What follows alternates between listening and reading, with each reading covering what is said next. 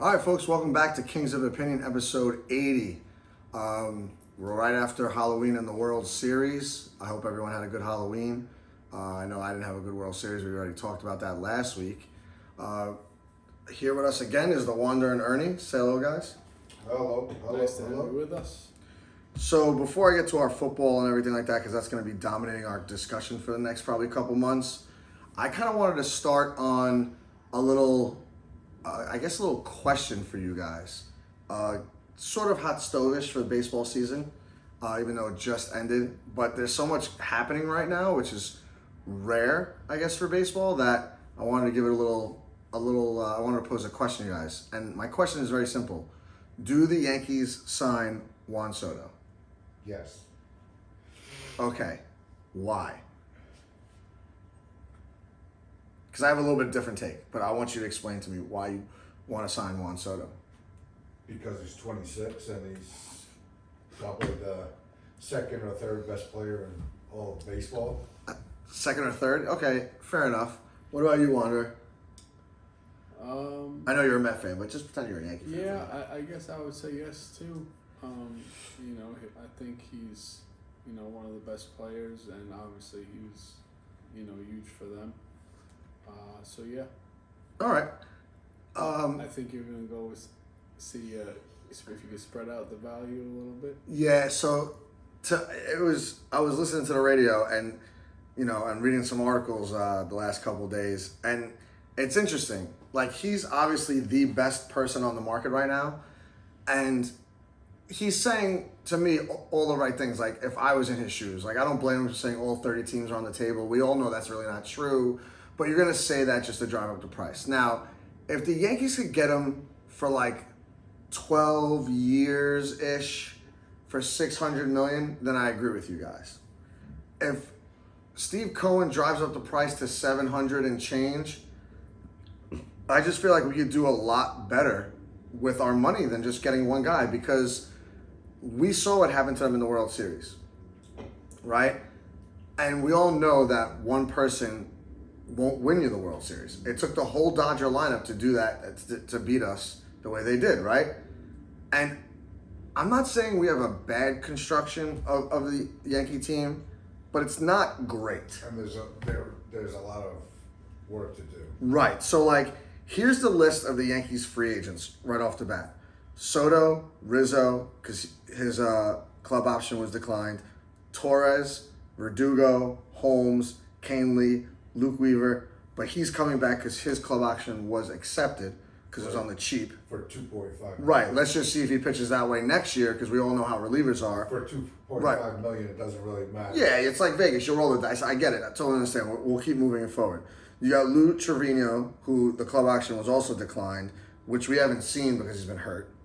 You got Tim Hill and Jonathan Loaizaga. And there might be a few other guys too, lower level. But that's a huge list, right? So I'm not saying you use that money to sign back all these guys, because I don't think most of these guys are coming back. Like, No, Loaizaga's gone, Trevino's gone, Canely's gone, Holmes gone. see, I disagree. I think Jonathan Loaizaga is going to stay because he's going to be on the cheap. I think he's going to stay because he's been with the Yankees the whole time. Like, I think they'll give him a cheap flyer. He might make like $1 million or something like that to come back, whatever. Tim Hill will be back. Yeah, I'd like to see him back. Trevino's gone. Canely might be back. I'm 50-50 on him just because, game 5 aside, he was pretty good for us the whole year. And we all saw how bad the bullpens were this year around baseball. Clay Holmes is gone, like you said. We already talked about Trevino. Verdugo might be gone. Torres is 50-50. Rizzo's gone. And then you got Soto. Yeah, I mean, listen, I'd like to see Verdugo stay, but if they're going to use the Martian every day in, let's say, center and put Judge in left, or vice versa, whatever it is, as long as he's playing every day, then I can deal with it. But if you're not going to play him every day, then you need to keep Verdugo, I think. Right, and he did say he wants to come back, which is great, but you're not going to come back on a big contract because you can't. The Yankees have way too many holes. Right, and the question with him and Torres is going to be how much others are offering, right? Correct. That's going to play a big part in all. Agreed. This. And Glaber's stock rose a little bit because of his playoff play on the leadoff spot. And what he did, basically the whole second half of the season in the leadoff spot, or last third of the season. Something like that. I'd say like late August he got in there. But either which way, you're not wrong. So I'll be honest with you, and maybe now I'm in the minority. I don't want Gleyber Torres back. And the reason why I say do we sign Soto back is I was talking with somebody at work today, and I wound up thinking of this point because he brought up the dynasty Yankees of the late 90s, early 2000s, and how good they were. But you know why they were so good? Not because they could hit home runs and this, that, and the other. Yes, they were extremely clutch. A lot of the guys got clutch hits, whatever. And, you won't ever know that with a player until they get there, right? Like, we didn't know Stanton was going to do what he did this playoffs. And now he's ultimately, no one's going to bother him anymore because they know as long as he's healthy during the playoffs, he should be able to hit like that. And that's all they really care about, right? So my thing was they won with not giving teams extra outs. They were smart on the bases. They were smart defensively.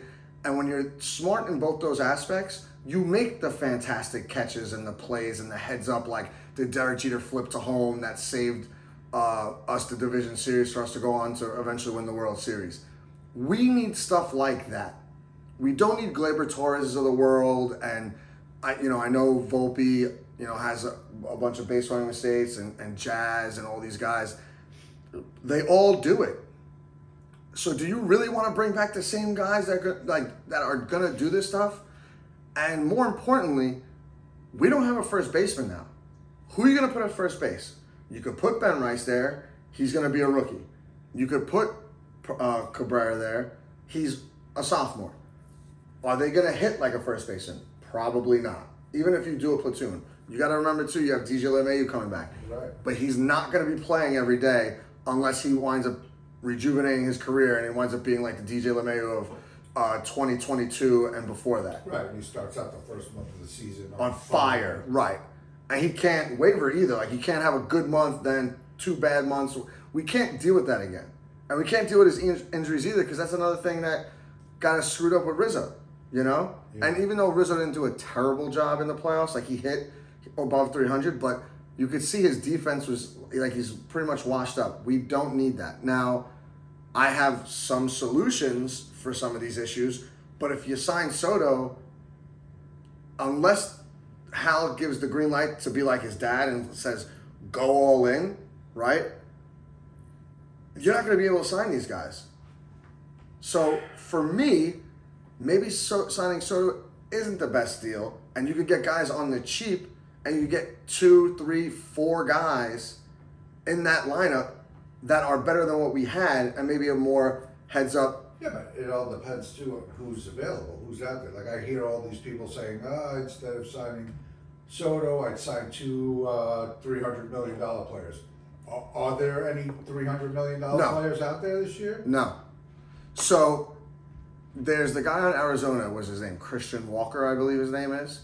Yeah. He's a little up there in age. I want to say he's 34. But he's coming off a good year. No, thank you. He's coming off a good year, and he's a Gold Glove first baseman this year.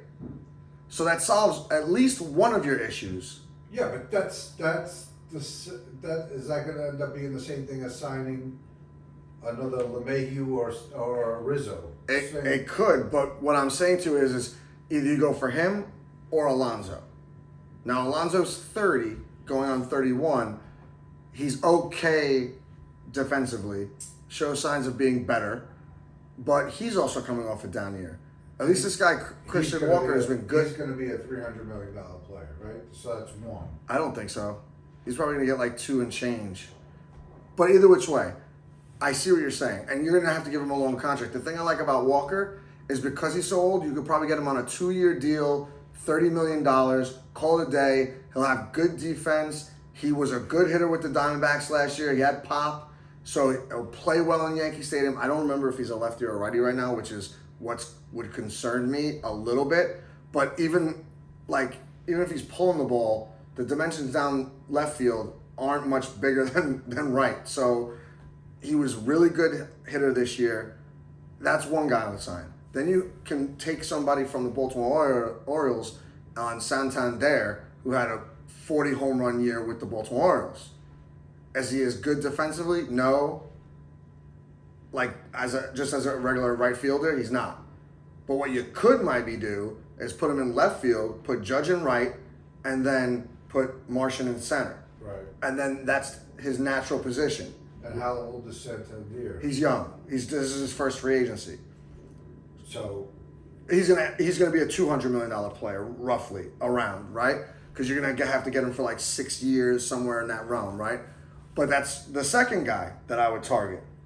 Then you could move Jazz to second, or keep him at third. I don't really like Alex Bregman per se because he's with the Houston Astros, but he's another Gold Glove third baseman. This is his first contract as well, I believe.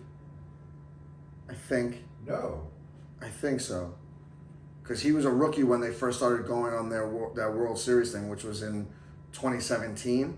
So maybe this is his second one. Maybe they signed him early. I'm not sure, but he's relatively young. here's the thing, right? Where you're naming 3, 4 good guys, right? If those are the only 3, 4 really good guys out there, they're gonna get crazy offers because people are gonna overpay because there's no other options out there. So you're talking about, they might all get $300 million contracts. It's possible. It's possible. I don't think that you're gonna get the offers you think you're gonna get with this kind of stuff, to be fair. But I like where my team would be as opposed to just getting one guy and then filling in like other things. You know what I mean? Meaning like you just get Soto and then we're stuck with the same team again. You know what I mean? And let's just say this. Let's just play it like this. What if Glaber and Verdugo want to come back on the cheap? We're going to have the same mistakes all over again. Don't you think we should? Unless you're going to tell me that the Yankees are going to do nothing but fundamental baseball activities in spring training.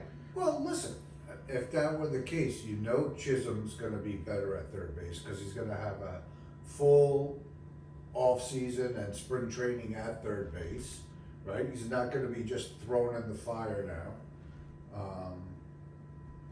Is it the worst thing in the world? Did they have the worst offense in the world? No. No, they didn't. I think they need a lot of help in the pitching staff. I think there's... You think so? See, I think that's the one thing we don't really need. We need the bullpen more than we need the starting rotation. Yeah. I mean, pitching overall. Because we have 6 guys. You know what I mean? Which is what you always want to have in case someone goes down. And then you still have the minor leagues, that guy Poteet and Warren, not so much because he didn't do great. But, he's not terrible. You know what I mean? Alex Bergman was born in 1994, so he's 30 years old. So he's definitely had more than one contract. I'm trying to see. I don't know. Yeah, because didn't they give him a big contract and that was the reason why the other guy left? Oh, Correa, one of those guys? Yeah. I don't know, to be fair. I'm trying to look, but I need baseball reference. This ESPN sucks. Whatever. Anyway, I don't know. I'm just not. I just don't know if I'm sold on just putting all that money with Soto. You know what I mean? He'd be worth every penny. Don't get me wrong, because he showed up in the playoffs too. He didn't waver. You know what I mean? Like, I'm not saying I wouldn't be not happy having Soto, but I just think the way our team is constructed, you see our flaws, and we almost play like little leaguers. Like we were talking about it last week. Like there's certain plays you shouldn't just be, like you should just be able to make. Yeah. And granted, another thing that was mentioned is, as comfortable as they looked in the ALDS and the ALCS because they've been there before, most of them, it's almost like it all went away when they went to the World Series because it was their first World Series. Like, Gleyber Torres took a hit. He really didn't get on base as much. Like in the first 2 rounds, it seemed like Soto and Gleyber were on first and second every first inning. Yeah. You know what I mean? Yeah. And it was just Judge not coming through. But that still taxes the pitcher tremendously, which is what we were able to get into the Royals and the Guardians bullpen and do damage. We weren't able to do that in the Dodgers series. And we weren't able to capitalize. And a lot of guys were like slumping. It's almost like they got nervous that they were in the World Series. And it just got to them. You know what I mean? Yeah. And there was only a couple guys that have been to the World Series on our team. It was Soto, Rizzo, and Cole. You know, so for me, like, maybe next year will be different because they've been to the World Series now. But there's no guarantee that next year, you know, they'll make it to the World Series. Because other teams are going to get better. And other teams have better minor league systems than the Yankees got right now. And they're going to be bringing more guys up. Or like the Kansas City Royals, they came out of nowhere and was 30 games better than they were the year before. You don't think they want to load up and like get some other guys in there? Right. You know what I mean? And that's where it's going to be tough for the Yankees. So it's like, could you like sneak by and like just see if Soto, because Soto's going to take a long time. We're all in agreement last week, right? That, or like when we talked about it. Oh, yeah. Nothing's, all this stuff that they're talking like, oh, Cohen's not going to be outbid. This is all fluff right now. No one, I don't think anyone buys it, you know, except for Shady Brady, the Met fan. You know what I mean? But besides him, no one else believes like anything's going to get done before Christmas. Yeah. So are you the Yankees and you're going to put all your eggs in one basket? Because the Yankees have done that before and then gotten screwed and had nothing to show for it. And listen, he's obviously going to use, like everybody else does, use the Yankees to drive up the price anyway. So He's going to use both. Now it's almost like Boris is not going to use the Yankees to do that. He's going to use the Mets to do that, and then get the Yankees to fork out more money. You know, and then if you do that, can you even sign a Gleyber Torres or whatever? Then what are you doing? Are you going to give Cabrera a chance at second, keep Jazz at third, or let Cabrera take third and give Jazz at second because he's played second more? You could certainly do that, but there's so many question marks about this team right now from just getting out of the World Series. And I'll even equate it to you, Wander. What if the Mets have a similar problem? They have like 13 guys that are free agents because they signed all these one-year deals. Right. Like, what do you do if you're like the Mets right now? Do you sign? Does it make sense? I know you have all the money in the world. The Yankees do too. So do the Dodgers. Like they showed it. They just forked over $700 million for Ohtani, even though it was deferred for 100 years. You know, I think Ohtani's step kids or whatever grandkids are gonna be getting his paycheck. You know, but is it a smart move for the Mets when they just came like 2 games away from the World Series? Do you keep the band together and just try to add more starting pitching? Is that the way you go? Like, what do you think? Yeah, I mean, definitely some, hard decisions have to be made. Yeah, I think That's a very political statement from you on the eve of election night. I think they could definitely use some starting pitching as well. Some depth there. But at the same time, Soto is and do they try to if they can sign Soto, do they sign Alonso too? You know. Yeah, I mean, go I ahead. wouldn't think they would, but I guess you never know. To me, I think if you sign Soto, you almost have to sign Alonso. I would think so because you're just kind of washing one out with the other. Right, because to be real, Alonso's more of a home run hitter than Soto is. And then that means, Like Alonso would be the Stanton to the Mets at that point. It'd be Lindor, Soto, and Alonso, which is what you need. You need a 3-headed beast, And even that might not get it done, but at least you'll have that. And I guess that means Alonso's not going to sign till very late too, because if they were to say re-sign him earlier on, then Well, I'll be honest with you. The first base market is so thin. I feel like if I was them, I'd make him priority number 1 if they really want to keep him, because they said they wanted to keep him. So if they're true to their word, you just go after Alonso right away and lock him up. And then you take your chances with Soto. And you stay in the mix. Like, you're a GM. This is what you're going to get paid to do. This is the offseason you're going to get paid to do it. You're 2 wins away from making the World Series and making it a Subway Series. We have nothing to look forward to for months. Make a splash early, give Alonso some money. He turned down, what was it, like 180 million? Just making it even 200 and call it a day. He should take it. Get your first baseman back, because if you don't get him and he gets scooped up by somebody else, there's really only one other first baseman, or two if you really count Rizzo. There's Christian Walker, who already you weren't keen on. I wouldn't mind him as a replacement, personally.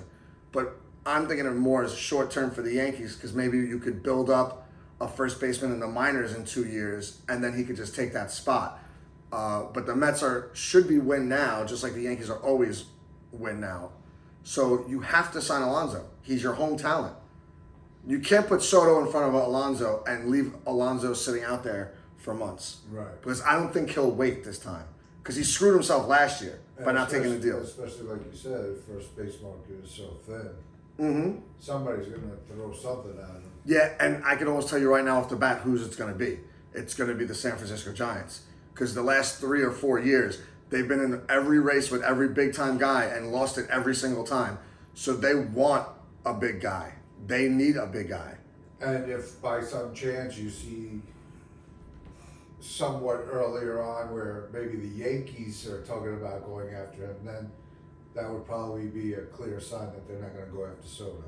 Right. But I also think, and this might be silly of me, but if they were all in last year, I'd also try to go all in this year. Why not take the playbook from the Mets? Try and sign both. You know what kind of lineup that would be? With Alonso at first, Soto in right, and you have Judge and Stanton?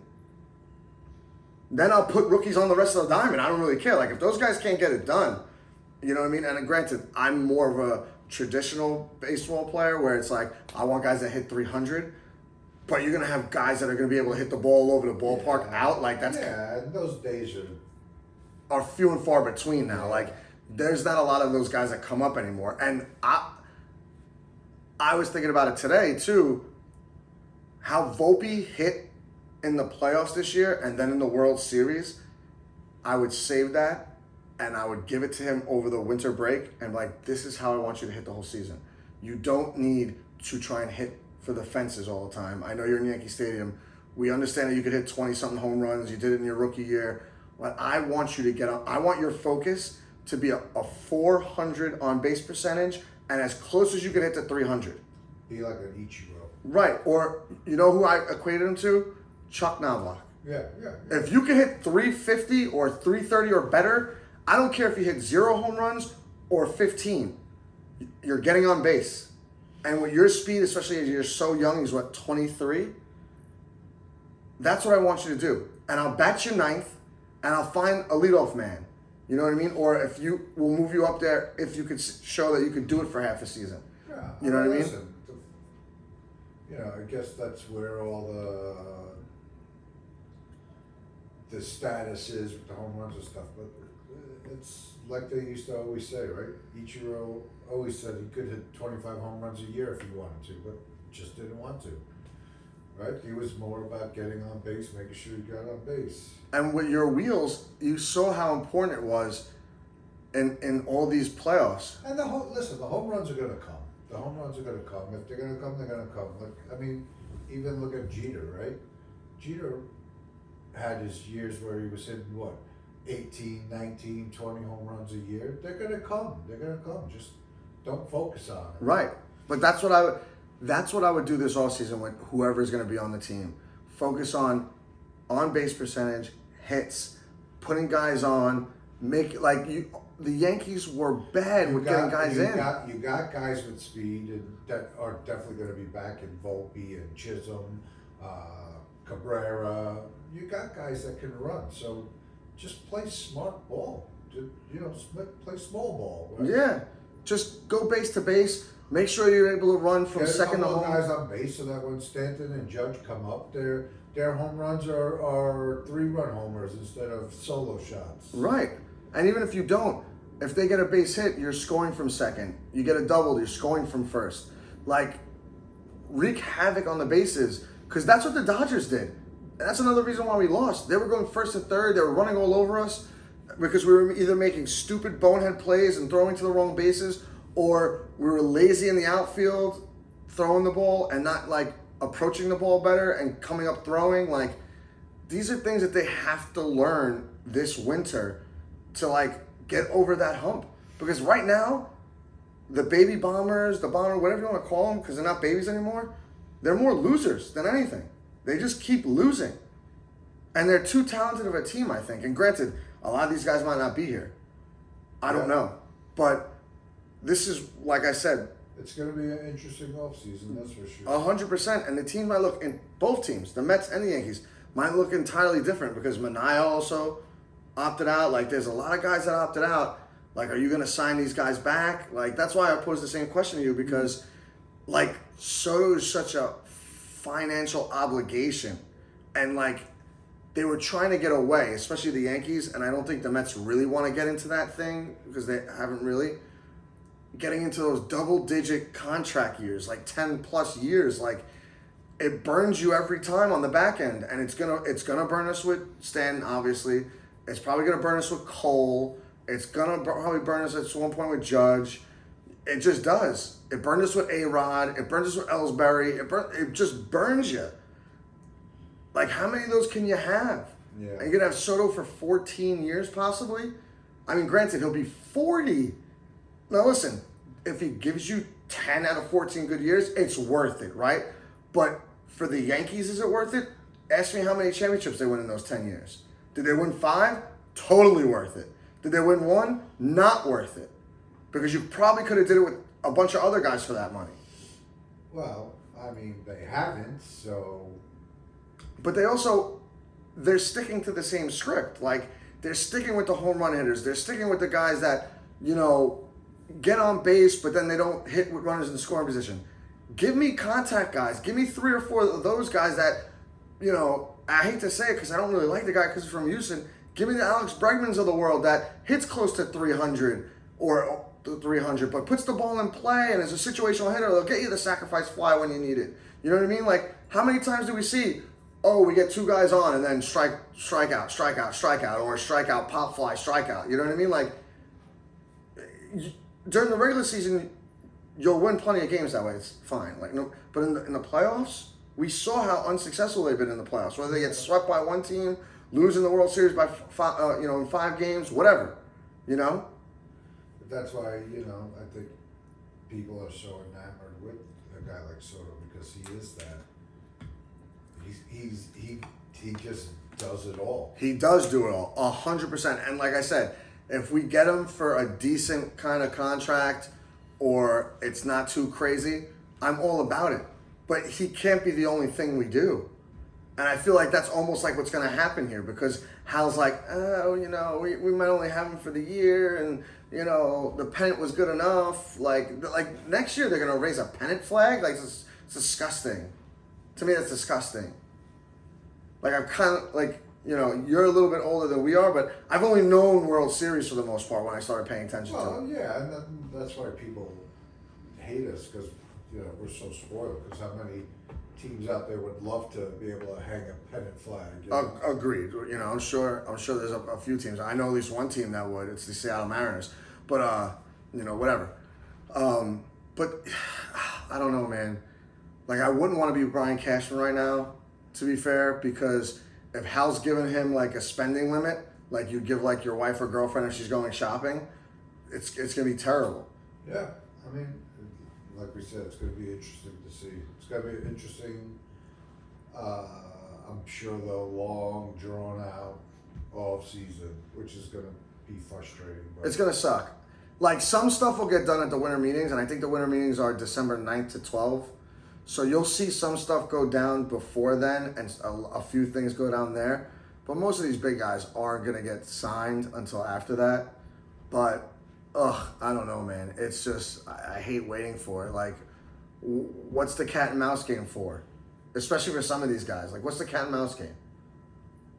it's the dollars and cents. I get it, but, like, what's the difference between 600 million and 605? You know what I mean? At that point. It's generational money anyway. It's not like you're offering me $100 million and take it right now. Right. Right. I wouldn't be like, nah, I kind of want to see who else is going to offer me more money, you know? Take it in a heartbeat. Everyone here would. Yeah, of course. But, like, you know? But at the same time, you know, like they always say, if it's your kid, you're gonna want them to get the most that they can get too, you know? Yeah, I guess. Anyway, I digress. That's the quick little hot stove talk for today. Let's get on to the NFL. Thursday night, the Jets played the Texans. And I didn't think my pick was going to look that good, but sure as shit, it looked real good. The Jets wound up pulling it off. I honestly didn't think they were going to beat the Houston Texans, but I held strong with them because I've been rooting with them every week. And they finally gave us a win after, 5 losses. So I was super stoked with that game. Meanwhile, everybody was saying, what the hell, how the 2-6 Jets favored over the 6-2. Vegas doesn't get it wrong. No, they never really do. I rode them, and not only that, they beat the piss out of the Houston Texans. It was a great game. Everyone showed up, so I was happy. You know, and early on in the week, for our picks, they gave me a nice W on that, nice and easy. Let's see how they could disappoint this week. I know, right? Who are they playing this week? Arizona. Oh yeah, the Cardinals. Yeah, here we go. Arizona's been playing well. So. I know, and we're going to Arizona, which is not great because that's almost technically a West Coast game, even though it's not as far, right? But, I don't know. It was. We'll see. I'm looking forward to this Sunday. I didn't get to watch much football this weekend. I did watch the Giants.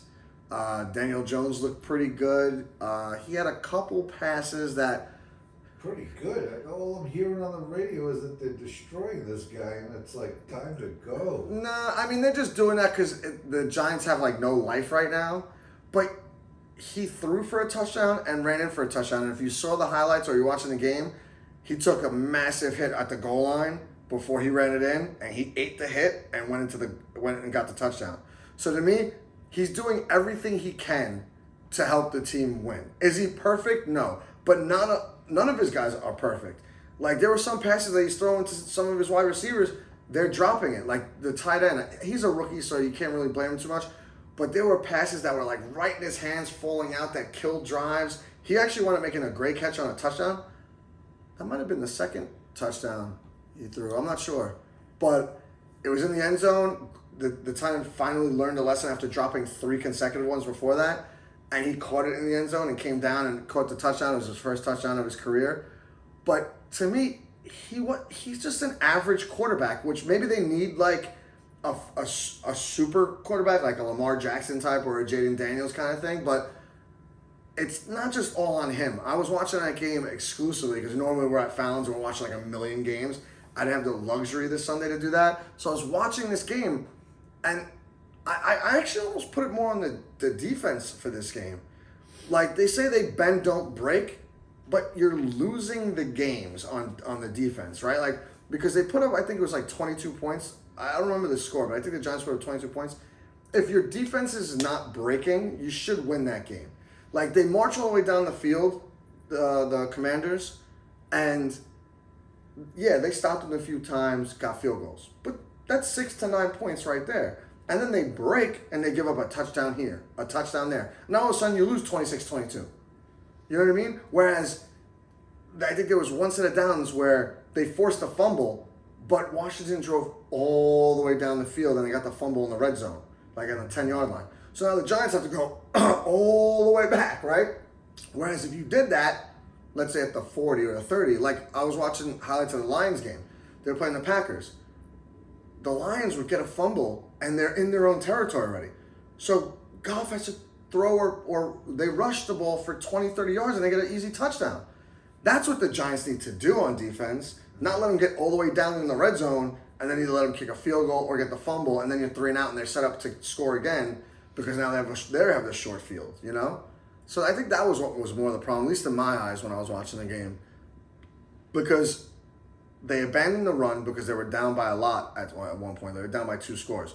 And that guy, Tracy Jr., he looks like a stud, and he's a former wide receiver. I'm sure, I think you mentioned that last week. Mm-hmm. So he could catch the ball out of the backfield. So I don't know why they aren't doing that. Like, I don't know if that's Dable's call or whoever, the head offensive coordinator. But you should be, if you have a wide receiver / running back, why are you not dumping the ball off to him like you would a Christian McCaffrey and then just go wreak havoc somewhere? Right, You know what I mean? right. Even if it's 10, 15 yards, that's 10 or 15 yards you didn't have as opposed to a sack or an incomplete pass because you're throwing it downfield. Maybe that's on Daniel Jones. I'm not sure. I'm not the best at understanding that aspect of the game because you don't know what they're calling the plays. But to me, that was issue with that game. I didn't see the Cowboys game. I don't know how they did. They suck. Oh, They're All right. done. They're done. That's it? They're not even worth discussing. that's it. Nothing. No. Who'd they play? Nothing. Atlanta. Oh, Falcons. Okay. Nothing from any of you guys. Nothing. That's it. They suck. I only saw a couple of highlights. That's probably all you needed to see, huh? It didn't look like they could get anything going. Apparently Dak Prescott is out for a few weeks with a hamstring. Yeah, multiple weeks. They didn't have their bye yet, right? No. Okay, so he'll probably not come back till after the bye. I'm assuming if he doesn't have a bye yet. Yeah, he's out multiple weeks, and I'll be honest with you, if they get anything out of Cooper Rush, I don't think they'll be in a rush to bring him back. Oh, you think so? Even after the contract they just gave him? Well, I mean, they'll have to. They'll have to. But like I said, they're not going to rush him to come back from injury. Oh, I see what you're doing there. I got it. I didn't pick up on it at first. It's been a long day. But yeah, I don't know. They got weight. See, they're almost like what I'm worried about with the Yankees, right? They pay these two guys all this money, and they left holes all over the defensive side of the ball and parts of the offensive side. So, like, if you're a defense coming in, okay, I just got to, CeeDee Lamb also got hurt. Is he going to be playing next week? Yeah, they said It was just a stinger or his something? injury is not anything major. So, yeah, he's fine. Yeah, so it's like one of those things, like, you spend all these money on these 2, 3, 4 guys, and you left all these holes everywhere. Why do you think you're so bad right now? Yeah, they lost a lot of guys this year, but I don't know. It's just, I think it's, it gets to a point where I think when the coaching staff loses the team, and listen, they're dealing with a shit ton of injuries right now, even before Prescott. Michael Parsons hasn't played in, I think, 4 games now, 3 or 4 games. DeMarcus Lawrence hasn't been playing, so they're dealing with a bunch of injuries. But I don't know. To me, it just goes to show how good Dan Campbell was the last few years, the defensive coordinator. I think they should have fired McCarthy and gave him the head coaching job. But look what he's doing in Washington this year. Oh, Dan Quinn. Dan Quinn. What did I say? Campbell. Oh, That's sorry. what I was like. Yeah, Isn't that the Lions head coach? No, Dan Quinn. Yeah. Sorry. No, you're right, because he's doing really well with the Commanders. And it's funny, who'd they play this past week? Commanders? Yeah. The Giants. That's right. Okay, yeah. That's why they were talking about it on the game, and you could see how he's planned their offense, where he's almost protecting Jaden and making him do like these quick passes, and they're mostly all short, and the guys are just going with it, right? And then you're using the running backs a lot, even though was it Brian Robinson, right? Mm-hmm. He didn't play this week, so Eckler got the start. And he looked good too, which I was nervous about because I was going against him in my fantasy. But apparently it didn't really affect me that much because Joe Burrows is stunned through 5 touchdowns. No big deal. So I won easily. But in case anyone was wondering, that is. But yeah, he has a solid game plan for his rookie quarterback to succeed. So why can't And other he looks coaches do great. it? What happened? And he looks great. Yeah, he does. And he's playing with an injury too. Yeah. He's got the sore ribs or whatever. Like, thank God they're not cracked, but he's playing with the extra padding and everything like that, which you'd always be nervous about with a quarterback, having a rib injury or whatever like that. And he took a couple hits against the Giants that were pretty nasty hits. Speaking of, not just hits, did anyone see Saquon Barkley touch like that play? I don't even remember if it was a touchdown, but No, it wasn't. okay. He started running the ball, spin moves away from some guy. Yeah. Then he's Hurdles backwards. him- hurdles Yeah, but him backwards. Like, It's almost like as he's spinning, he saw the guy going for his legs, and then he just jumps up backwards and goes over him. I was like, that's amazing. He's done that before. Yeah, they showed. He did it in college, and he did it with the Giants too. But that's still like it's almost stupid to do, to be honest with you. What are the Giants thinking about that right now? The year he's having. Right. Well, he's like the best running back in football right now, and it's close because Derrick Henry's also like almost like just ignores father time, right? Because Baltimore's having a great season, and if he keeps this pace up, he's gonna have like 25 rushing touchdowns, which I think is 5 more than his record that he had with the Titans, which is unbelievable. Like, I think he's more of an MVP than Lamar Jackson is right now. It's going to be hard to give it to a running back over a quarterback. It is, but I'm just saying, like, if you take into effect his age. I think I saw something before this. That he's thrown 4 games with a perfect rating. Lamar, I mean, not that that means much, but I mean, listen, they look like they're going to be tough to beat. But then again, the week before they lost to the fucking Cleveland Browns. Right. So, and that's another thing too. Like, can you really make him a third MVP and he's going to lose in the playoffs again, like to Mahomes or somebody? You know? Well, he lost once to Burrows, I think, too. But either which way, you get what I'm saying. But my point being is, if Henry has the year he keeps having, I wouldn't be surprised if he gets some votes for MVP. You know? All right, champ. We've missed last week, so I want to make sure I don't miss this week. Give us our overall standings, I guess. You could do it however you want, because I know we missed a couple weeks. If you want to just give us the overall standings before this week, and we'll do our picks this week. Yeah, we could just recap real quick what our records were for weeks 8 and 9, and what the totals are. Yep. So for week 8, Pugsy Pugs has had a little bit of a struggle there, going 3-1. 1 and 3. I was about to say that's a struggle. 1 and 3. Oof. I went 3-1, so I am catching fire.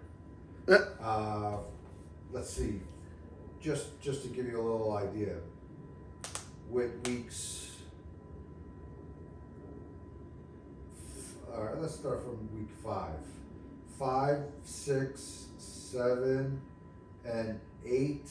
I have gone 4, 7, 10, 13, and 2. Wow, that's monster. So I went week 8 3-1, and Wanderer went 1 and 3. Oh, back in the gutter for the Wanderer. Yeah. Week 9, we had a little bit of a turnaround.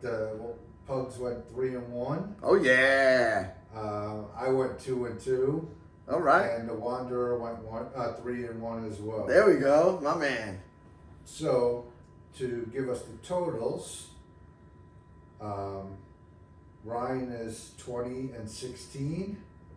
I am 20 and 15 because the Cowboys had the bye. Right. Oh, the Cowboys did have a bye. Yes. Week 7. Right.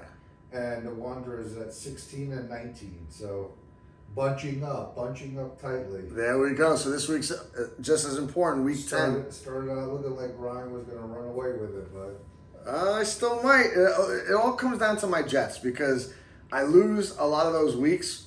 Those weeks that you were hot, if the Jets win half those games, I'm right in the mix, and I'm a couple games ahead of you. But because they had that 5-game losing streak, you've had in 1, 2, 3, 4, 5. The last 5 weeks you've had 3, 1 and 3 weeks. right? But if the Jets win, I'm 2 and 2. It's a little different story. Right. I'm 500. It's a little different. But anyway, I digress. So since you're on fire, lead with your Week 10 picks. Okay. Let's see if you can keep the heat on. Well, I'm gonna have a little bit of a surprise. Uh-oh. Let me just get the schedule up here so I know what I'm talking about. All right.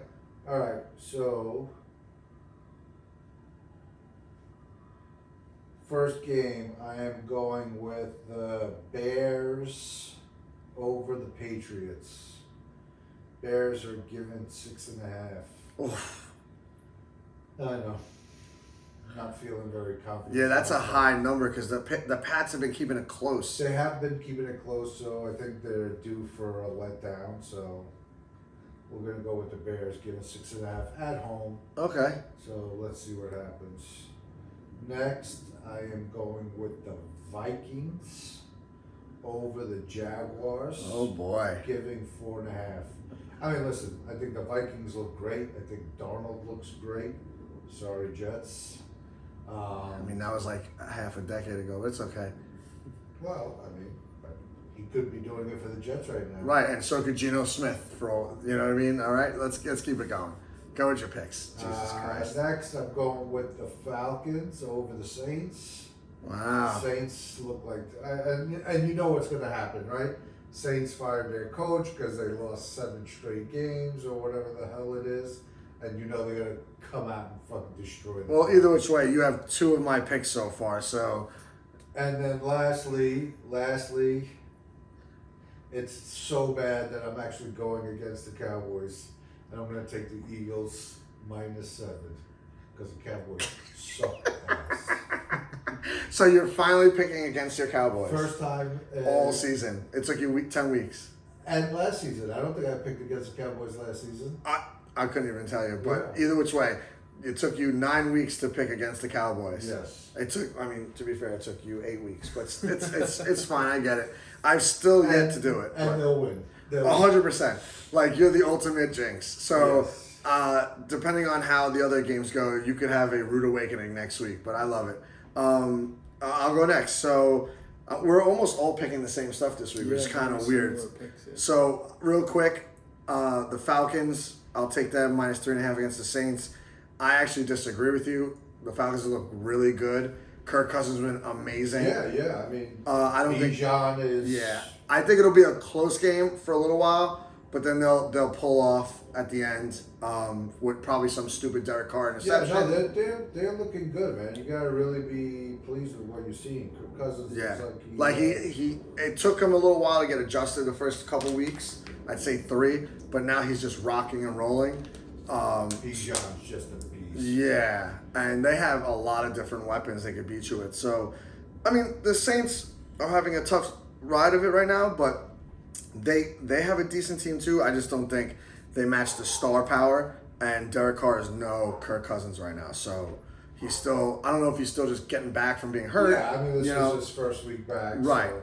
And there's actually a lot of turmoil. Like Michael Thomas, the old wide receiver, I don't know if they let him go. I saw that. I don't even know what happened to him. Did they let him go or just not re-sign him or something like that? But like, he's hating on everybody on the Saints. Like, he was hating on Derek Carr. He was talking crap about Derek Carr being a terrible quarterback and whatever. Really? Yeah. And then when the coach got fired, he mentioned something about it's about time or something like that. Like, or here we go. He was making comments all over Twitter or whatever it is. Wow. So it's just a lot of nonsense that they have to deal with right now. So it's not really good. They should probably just pack it in and try and regroup for next year. Because I actually like Derek Carr a lot. I just think, like, they just got to do something different. You know what that team would need? Vrabel as a head coach. I think he'd be the perfect guy for that kind of team. Yeah, I think the Cowboys need variable too. I mean, there's probably almost every team besides, like, if you're Kansas City or Baltimore or the San Francisco and probably the Lions. But speaking of the Lions, that's my second pick. Lions at the Texans. Lions giving 4 points. The Lions are just too. There might be 3 points. Oh, 3 points. Sorry, thank you. I think the Lions are just too good right now. Like, Yeah, they're just crazy. they might be, if not the best team in football, one of the best for sure. They're definitely the best team in the NFC. And they're so easy to root for right now. So Agreed. easy to root for. And speaking of root for, Dan Campbell, who used to be, didn't he used to be a player for the Lions or something like that, or somewhere? Yeah, Right, he was a played player for for the the Lions. Lions, played for the Cowboys, played for the Giants. Okay, so I don't like him for any of that. I like him for his Applebee's commercial, just off the bat. If you haven't seen it, watch it. It's hilarious to me. I don't, you know what I mean? Like, he's a waiter. Yeah, And when he's holding up the menu over. yeah, he basically holds up the menu like this, and he's like, "What do you guys want to order?" And they start ordering, like, "I want the wings." He said, "No, you got to cover it up. You got to cover it. You don't want them to steal your food." And then they do. It's like, "I'll take the wings," and the girlfriend's like, "I'll take the boneless wings too." He's like, good call. I'll get that in for you right now. And he walks away. I don't know why I love it. I just do. But, perfect commercial for that guy. Anyway, going on to the third game that we spoke about a little earlier, the Jets at the Cardinals. The Cardinals are giving the Jets a point. I haven't picked against the Jets yet. I don't see why I would do it now, even though they're going sort of to the West Coast. Just Jets, give us another damn win, please. So the Jets 2-6 last week, playing a 6-2 team, and they were favorite. Now they're playing I think Cardinals have the same amount of a wins. 4-4. Are they? I think the Cardinals might be 4-4. I don't know. I have The no Jets are idea. Underdogs. Yeah, well, I mean, it makes sense because they got an extra win on them, right? The Jets are 3-6, so if they're 4-4, Oh, so the Cardinals had a bye already then. Oh no, I'm sorry. The Cardinals are 5-4. Oh wow, Jesus, really? Yeah. Because when I was watching them earlier, they were terrible. Yeah. How'd they roll off 5 wins? Well, I guess now you know why. But you know what's weird then? Then why aren't they favored by more? Because -1 is like basically a push it. Vegas knows. Vegas knows. Well, then that's not looking good for me. But let's hope the Jets can upset, I guess, the Cardinals because I'm sticking with them. Some winnable games coming up for the Jets. Maybe they turn it around. Yeah, maybe. I mean, if Thursday doesn't help beating the 6-2 Houston Texans, I don't know what will. But they're climbing uphill right now. They got to keep winning, so they got to win this game. Then I was torn, so I had 2 other games that I didn't know what to do with. I did this last week too. It wound up burning me last week, so it'll probably burn me this week. But I had the Steelers at the Commanders, as we were speaking so highly of the Commanders. But I went with the Vikings at the Jags, like you did. So I'm taking the Vikings at -4.5. Yes, Darnold's been really good. It's really more for me with the Vikings with the defense and how they roll. And the Jaguars just haven't really been that good. They're just another one of these. Yeah, like underachieving teams. Trevor Lawrence was like trash. Even though they're home, how much of it, you're at home in Jacksonville, Florida. Like, really? Does that really matter? No one cares about that down there. And if anyone does, they either care about Miami or Tampa Bay. Let's be real. The Jaguars are just there to be there. I don't even know why they have 3 teams in Florida to begin with anyway. Move to London. Yeah, like they might as well just go already. So that's it for me. Those are my 4 picks. Wander, bring us home. I also like the Falcons. That's my first pick. I also like the Lions.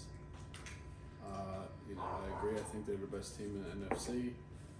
I'm actually also picking Philly. See what happens there. And then my last pick, I'll be taking the Rams at home. So those are my picks for this week. All right, sweet.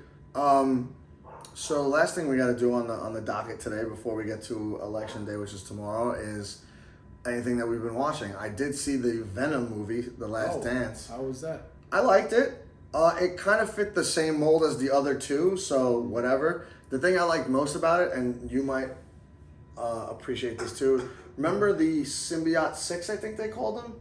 Remember when they had like that comic book where they had the 6 different symbiotes that tried to fight Venom? Right. And then Spider-Man had to join up with Venom?